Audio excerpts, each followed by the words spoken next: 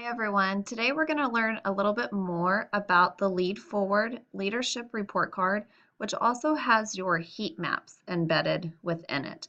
So before I jump into teaching you how to get this out of Aware, I want to kind of start with the end in mind and talk you through what a leadership report card looks like so you'll know what it is that you're trying to create from Aware, hopefully with a little bit more purpose. So I have open here on the screen an example of a fifth grade math leadership report card. You can find out a lot more information about leadership report cards, all of the intent exactly behind them by going to Lead Forward's website. They also will have some helpful videos to explain how to use these to make some instructional decisions. But I just want to kind of talk to you about the format of the leadership report card in hopes of helping you find a little bit more purpose for them. So as you can see, the leadership report card is organized by these different checkpoints. The data that goes into the checkpoints is a decision that you get to make when you create this report in Aware.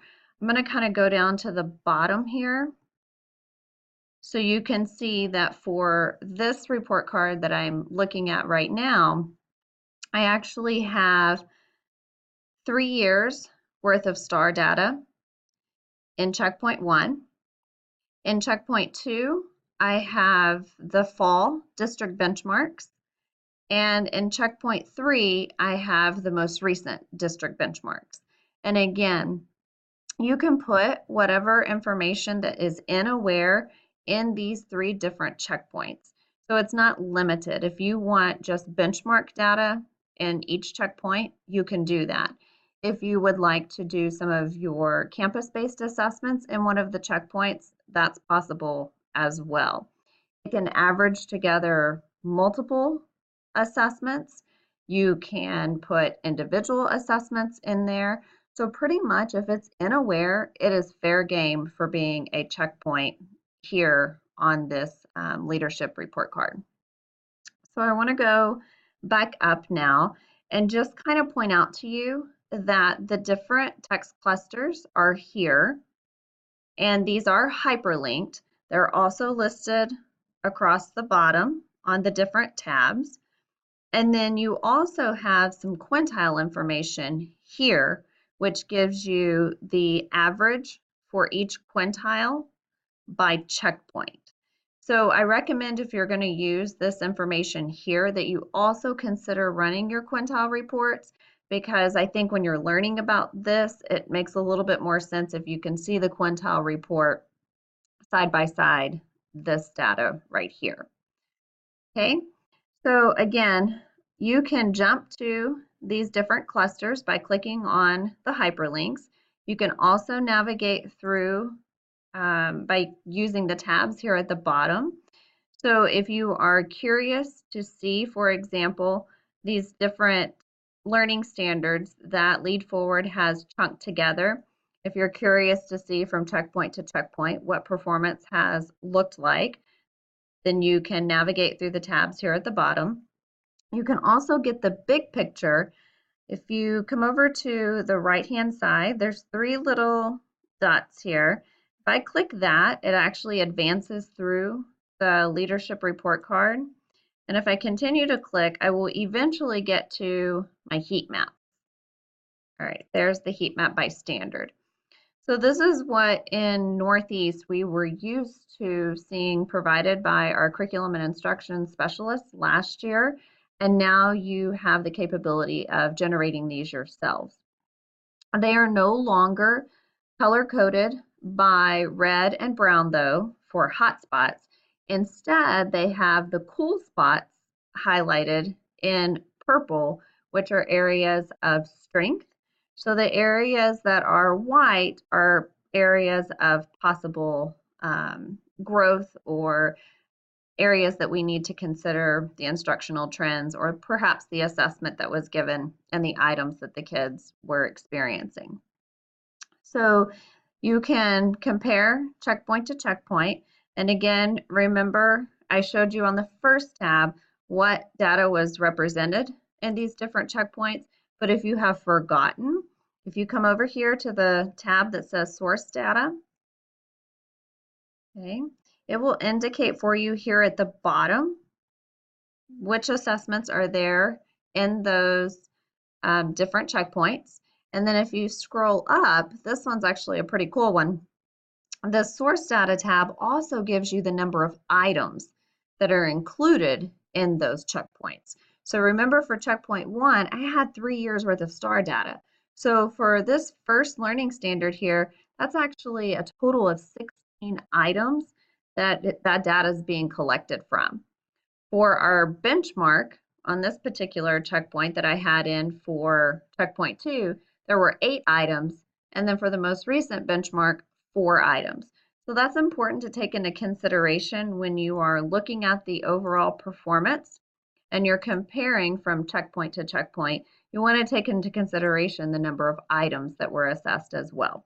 Okay, so I could probably talk forever explaining all of the really cool information that can be gleaned from these leadership report cards.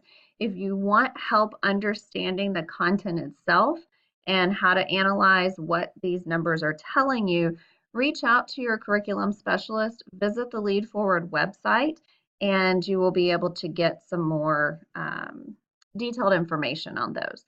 But I want to make sure that you know how to find this information in Aware. So I'm actually going to launch Eduphoria Aware now.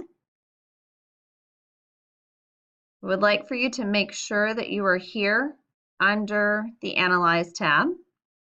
We're going to click here on Reports. We want the Leadership Report Card and Student Learning Reports. And I should also add a side note that teachers should also be able to generate these themselves. And when the teachers generate it, it is still for the campus. It's not teacher by teacher. It is the entire campus averaged together.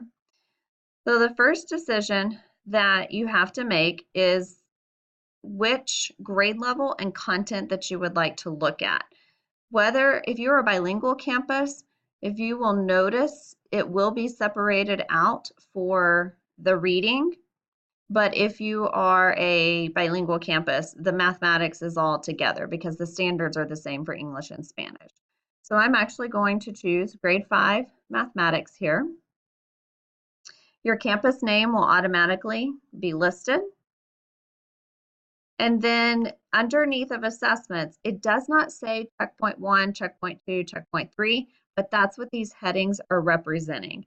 Instead, it's named on this screen longitudinal star, aggregated local test, and wildcard. But really, you're going to have the option to put whatever you want in those different columns. So for now, I'm going to choose for the longitudinal star to average 3 years back. You can make whatever decision you would like to make here. If you want to just see your most recent star data from last year, you could certainly do that. On the aggregated local test, I'm going to choose district benchmark, and on the wildcard, district benchmark again. You could choose campus assessment if you know that you've got some assessments that you all have been giving consistently and you would like to see those averaged together to compare perhaps to district benchmarks. You can make those decisions. I'm going to hit the next button. And now when I do, on this screen, you're going to see all of the assessments listed that it's going to average together. So for example, if I am a bilingual campus and I don't want to see Spanish and English averaged together, I could click on this X. So I'm going to do that now just for teaching purposes. I could X the Spanish off or X the English off, and I could narrow it down to where it gives me just that data for the English assessment. Over here right now, I have 2 different data sets for benchmarks. Well, over here I have the same data sets. So it's not really going to make sense if these 2 columns match. So I could, for example, X off the February and X off the February again. And remember over here I had chosen just English, so I'm going to go ahead and get rid of this Spanish. Okay. So now I've got my 3 years worth of STAR for English testers, And then I've got a November benchmark here in checkpoint 2. Checkpoint 3, I'm going to get rid of the November. And I'm going to get rid of this February Spanish. So now I would have star, fall benchmark, spring benchmark. Now let's pretend that you had accidentally X'd off everything under this wild card, or let's pretend that maybe it's not a benchmark you want to see there, or what I'm about to teach you will apply to any of these columns. If you click this plus sign here, you have the option to add any assessment that you have data for in Aware, and it likes to search for you. So for example, if I start typing in the word benchmark, then I can click district benchmark. Now it's going to list all the district benchmarks. That's a long list. So I'm going to narrow it down a little bit more. I'm going to type in the grade that I want. I start typing the word grade. I can select grade 5. Okay, the list has gotten a little shorter. Now I know I want math, so I can start typing and select math. Okay, and now I've got an even shorter list. So I'm going to go and I'm going to select the one that I want, and then I have to scroll down and say choose test. So when I do that, if I've got everything that I would like to have in my 3 checkpoints, I simply click print report. Okay, and I get an Excel file that I can open. I click enable editing just to make sure that all of the formulas and all of the data populates correctly.